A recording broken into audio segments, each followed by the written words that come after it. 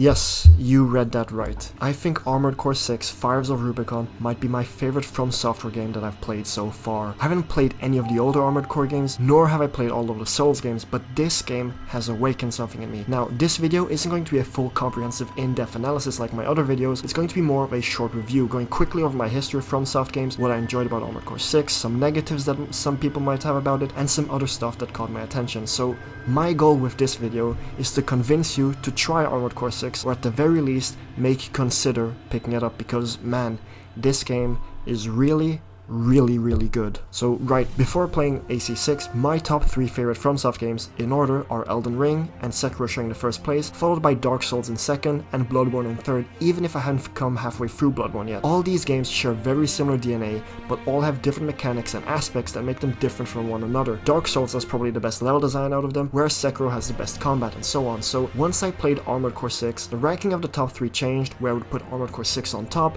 followed by Elden Ring in second and dropping Sekiro to third, although depending on my mood on a given day, these 3 could all easily be interchanged. Now this made me think, what is it that I enjoy so much about Armored Core 6? The reason being, I think that this title takes a lot of aspects from the modern FromSoftware games and implements them exceptionally well. What stood out to me right away was the world and level design, specifically the art direction. A lot of people have gone online and said that the game looks like a PlayStation 3 game or that the graphics are bad, and I really do not see how this makes sense. FromSoft have been doing an amazing job at creating immersive worlds that reel you in and want to keep you there for as long as possible. I mean, just look at Elden Ring. The capital is stunning, and getting to the Halleck Tree are some standout moments. The difference now with Armored Core 6 isn't that we aren't in a high fantasy setting, but rather a sci-fi dystopian one. Yet this world is beautiful all the same.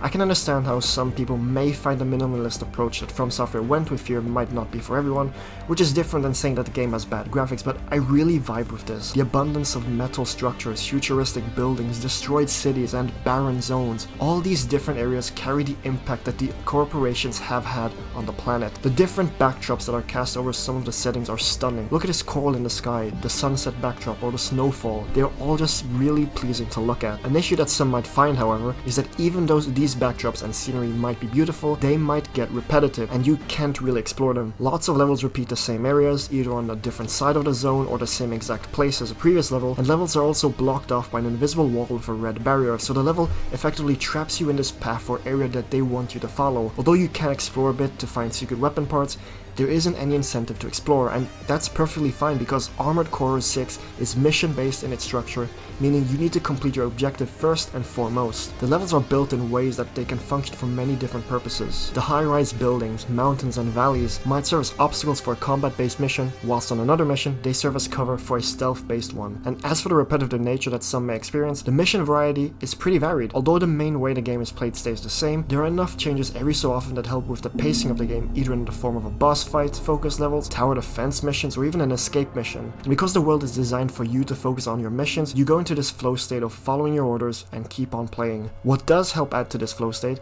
is how fun the game is actually to play. Combat in Armored Core 6 is fast-paced, faster than most games. Your moveset has these elements to it: 2 main guns for your main damage output on R2 and L2, 2 support weapons on your shoulders, a passive boost that acts as a regular sprint button, a jump which can make you fly as well, a quick boost to dodge incoming attacks that does not have iframes, and an assault boost which can be used to cover ground and attack enemies. Those are all the movement options you have, but what makes it differ from every player is the customization behind it all. Not only does Armored Core 6 have a very good color customization for your mech, the way you intend to play the game differs by how you customize your mech. Of course, for attacking you have 4 different weapon slots you can use to attack your enemies with. Maybe you like using melee weapons and plasma missiles, or maybe you like to take a sniper rifle. However, the weapons you choose have to correspond with your mech's customization. Your Armored Core has 7 different aspects you can tinker with: the head, its arms, the core, legs, generator, booster, and module. Let's say you want to go for a melee build and want to get the most out of it. You're going to have to go with a lighter build that makes you more mobile to get up close and personal, whereas if you went with a sniper build, you would not be able to use this lighter build as the weight of the sniper rifles would be too much,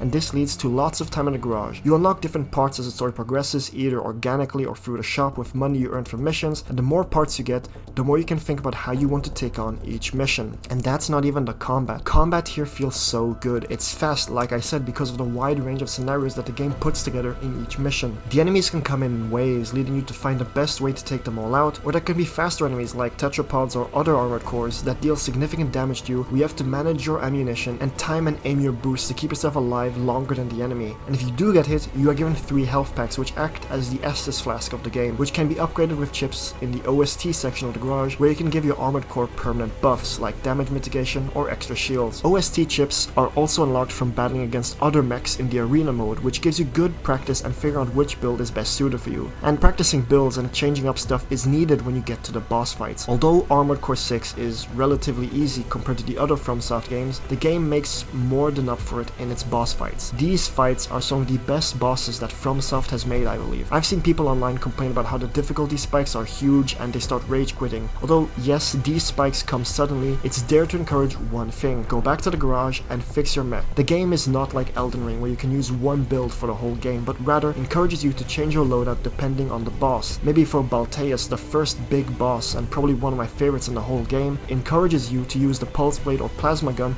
to destroy its shield. Maybe the sea spider with its reliance on ground attacks makes you go for a hover build to shoot it from above. Combat is always changing, not just with how the enemies act, but also how you need to deal with them, and I think that the bosses are a huge showcase and highlight from the whole game. One of the final bosses was truly a trip in how fun it was and the ride it took me on. And you might be thinking, one of the final bosses? Yes, because there are a total of 3 endings, each with a different final boss, and different story options that you must do to get a certain ending. So far, I've only gotten 1 ending, and I'm about to finish my second playthrough. What caught me most off guard was how good the storytelling was done in this game. For a game where you only see mechs and no human characters, this game really made me care about these mechs because a lot of them have so much personality. The story is primarily told through radio calls during the missions, with some important cutscenes here and there, and also in the mission briefings before, well, each mission. The writing here is done extremely well, and there are some great twists that pay off and some heartfelt moments that can break you. Your handler Walter is really mysterious with his intentions, making you feel like he respects you, or is he simply using you? The heads of the corporations make it evident that they just want to use you for their own agenda, but my favorite characters have got to be between Air and Rusty. Air is this, well, Rubiconian being that speaks to you through brainwaves, and Rusty is a fellow mercenary as well. As the story unfolds, there's some standout moments like seeing the sky here with Air, or Rusty saying the coldest line in gaming. Setting correction A-OK. 90, 95.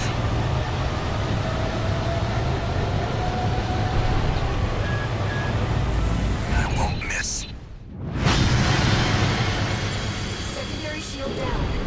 I completely forgot to mention it as well, but FromSoft really know how to direct their cutscenes and boss encounters. So many of these encounters would go crazy seeing them in the movie, in the cinema. The final praise I want to give is to the lore and the world building. Unlike other FromSoft games, the lore and story here is directly told to the player, where I don't have to look up videos on trying to understand it all, but because of the directness, it keeps the player engaged in the storytelling. And in addition to that, there are item descriptions and character descriptions as well that scratch the itch if you want to delve deeper into the world of Rubicon free. This might not be the best video game story I've ever experienced, but the world of Armored Core 6 is a world that I really want to keep exploring and learning more about. And that's about all I have to say about Armored Core 6. I am very aware that this genre is niche, but with the mass popularity FromSoft has been getting in recent years thanks to their phenomenal track record with their recent titles, I think Armored Core 6 is a great entry point for newcomers to the series and the genre. The game is just fun, plain and simple, like just a whole lot of it. If you don't care too much about the story, the gameplay is more than enough to suffice, but for me personally, Armored Core 6 is the complete package, and come the end of the year, I am almost certain that Armored Core 6 will be amongst the best games that I've enjoyed the most ever. You know what, just play Armored Core 6, I fully recommend it.